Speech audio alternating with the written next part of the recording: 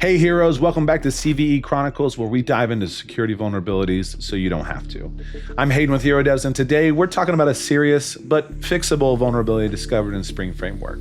This one's called CVE-2024-38816, and it's a path traversal vulnerability that could expose your server's sensitive files. Let's break it down. Picture this. Your application is like a house with some really well-locked doors. But this vulnerability, it's like leaving a hidden side window slightly cracked. Just enough for a determined thief to sneak in and grab sensitive files off your server. It's not good. I know what you're asking. What does it affect, Hayden?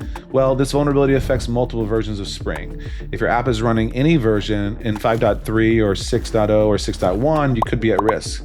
This problem happens when Spring's Web MVC or Web Flux frameworks don't handle file paths correctly, allowing attackers to access files on your server that should be off limits. Good news, not all Spring apps are affected.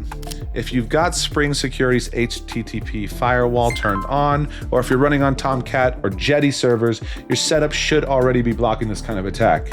However, if you're serving static resources using router functions with a file system resource location, you might want to take a closer look at your security. So how do we close that window? Easy. If you're running Spring 5.3, you should upgrade to 5.3.41, offered by HeroDevs as part of our never-ending support for Spring. And if you're on Spring 6.x, make sure you're using at least 6.1.13. These versions include the necessary fixes. Now, for those still on unsupported versions, you got a couple options. If you're running on Spring 4.x, you can hit up HeroDevs as we are offering NES for Spring 4. If you're on earlier versions in 4, you can either enable Spring Security Firewall or switch over to a web server like Tomcat or Jetty, which are good at blocking these type of malicious requests.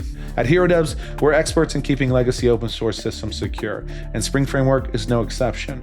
Our never-ending support gives you peace of mind by providing security updates and long-term maintenance. It's like hiring a 24/7 security team to guard that hidden window, making sure no one gets in no matter how crafty the attack.